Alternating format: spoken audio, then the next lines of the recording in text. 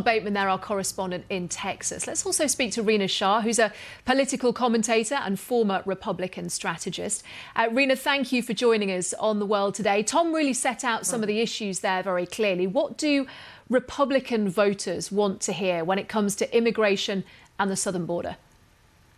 There's a great deal to unpack here because immigration has been thrust into the spotlight now for this election. We are a mere 8 months away from the general election. And of course, while we don't know that this will actually be a matchup between sitting President Biden and former President Trump, one thing is for sure. With Republican voters, they feel that nothing has changed in this past 4 years. And their concerns can really be traced back to what they're seeing in their communities. Rural communities in particular continue to be ravaged by the opioid epidemic. And now fentanyl in the past couple of years in particular has come into sharp focus. When we talk about the flow of fentanyl over our southern border, we heard a great deal this past fall in the debates in which, of course, former President Trump did not participate. We heard a great deal from Nikki Haley, I must say, the candidate that is still very much in this Republican primary. She linked fentanyl and the southern border and China all together. She talked about, again, that flow and how China is really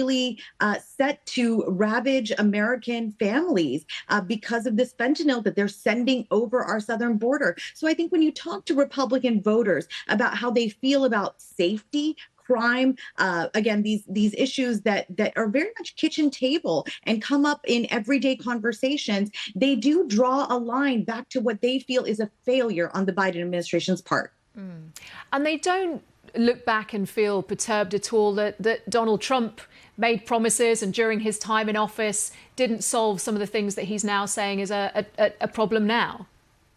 Well, look, it's very important to note right now, though, that there has been significant, I would say, effort by this administration. Though it's not been great, in my opinion, it is an effort to sort of right what is happening there at our U.S. Mexico border. That he has faced, the current President Biden has faced great political headwinds when he's worked with folks in Congress to try to negotiate this bipartisan proposal that would beef up immigration review teams. It would add Border Patrol agents. It would even establish new emergency powers and changes to our asylum system. But that has not been enough to appease Republicans who have not wanted to see this bipartisan deal pass. So it's, again, important to note this administration has tried, but it has continually, it seems, failed. And look, one of the first things that they faced was great criticism about the current president not visiting the border, that U.S. Mexico border, right after he took office. That's something that's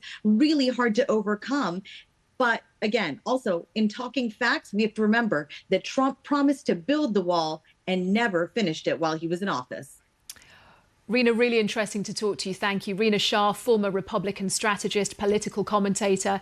And we will see both Joe Biden and Donald Trump arriving there in Texas in the next few hours. We'll keep an eye on that for you on the programme. Also, just to bring you news from the White House as well.